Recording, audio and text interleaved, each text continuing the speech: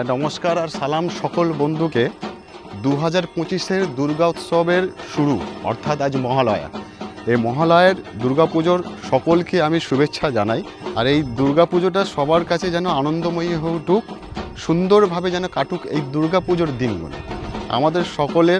আমাদের সকল পশ্চিম বাংলার মানুষকে আমি তার অগ্রিম শুভেচ্ছা জানাচ্ছি।